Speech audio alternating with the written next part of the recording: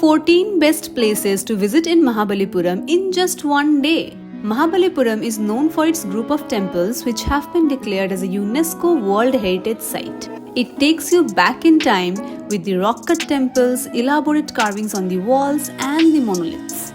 How to reach Mahabalipuram? I have mentioned at the end of the video.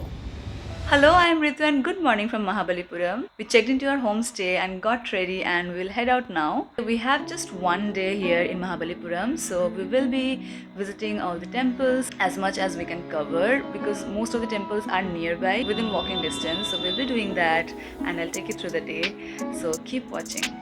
First location is the beautiful Shore Temple. You have to visit this temple first as the ticket to this temple will be valid for all the other group of temples. The day we visited was so crowded as it was a weekend, so I recommend visiting the temple during the morning. Situated along the shores of the Bay of Bengal, this temple with a history of the Pallava dynasty is built of cut stones. You can see Mahabalipuram beach from here and listen to the sound of the waves. The temple dates back to the 7th century and has two shrines, one dedicated to Shiva and the other to Vishnu.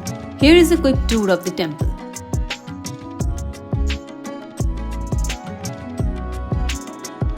We went in the evening and got to see this amazing sunset.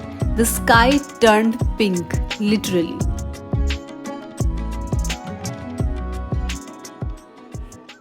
The Pancharathas are a group of 5 monolithic temples, also known as Pandava Rathas. Monolith means carved out of a single rock. All the temples in the group of temples in Mahabalipuram date back to the 7th century. The Pancharathas are very unique rock-cut sculptures.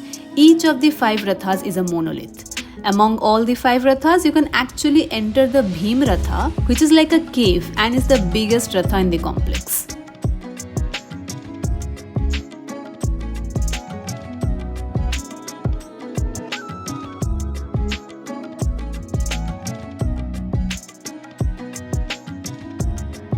Next is Olakaneshwara Temple, which is also called as Old Mahabalipuram Lighthouse and is located on the top of the Mahishasur-Mardini Cave Temple and right beside the new lighthouse. So there are 3 spots to cover at the same place. Like the Shore Temple, the Olakaneshwara Temple is a structural temple built in the 7th century. When you reach the top, the view is breathtaking. You can see the whole city. Just look at the view. Be very careful while climbing the stairs of this temple. It is very steep. You can also see the new Mahabalipuram lighthouse from here. There are some beautiful carvings on all the sides of this temple. Mahishasur-Mardini Mandapa is an incomplete cave temple located at the base of the Olakaneshwara temple. It has many interesting architectural features and carvings on the cave walls, among which one is of the main deity of the temple Durga slaying the buffalo-headed demon Mahishasura. Next is Mahabalipuram Lighthouse. This modern lighthouse is India's oldest lighthouse built in 1904. Descent of the Ganges, also known as Arjuna's Penance, is a giant structure with carvings on 2 monolithic rock boulders. It depicts the story of the descent of the sacred river Ganges to earth. The Panchapandava Cave Temple is another rock-cut cave temple dedicated to Lord Shiva. Next is Krishna Mandapa, which is popular among the tourists for its elaborate rock carvings, which is also the largest among the rock-cut caves located in Mahabalipuram. Next is Krishna's Butterball, which is a very interesting rock structure. It is a 250-ton rock boulder which is resting inclined on a slope. How the rock is able to balance itself in such a position is a mystery. Many failed attempts have been made to move the boulder. Up close it looks like the rock is going to roll down, but it is standing still at this position since the 7th century. Ganesha Rath is one of the 10 Rathas erected out of the pink granite within the group of monuments of the Pallava period.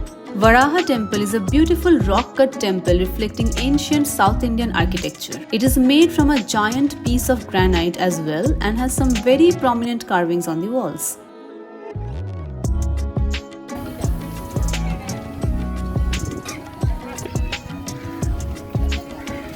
See, it's full train.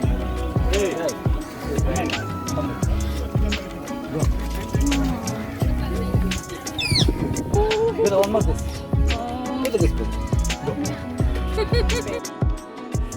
Trimurti Cave Temple is quite different from all other temples as it does not have a front mandapa or porch. It can be called as one of the most complete excavations.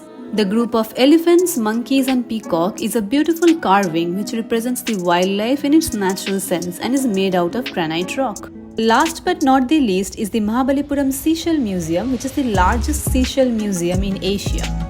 So how to reach Mahabalipuram? There is no direct train or flight to this place. The nearest railway station is the Chennai Central, and from there you can take a bus or hire a cab to Mahabalipuram. The nearest airport is the Chennai Airport, and from there you can hire a cab to Mahabalipuram.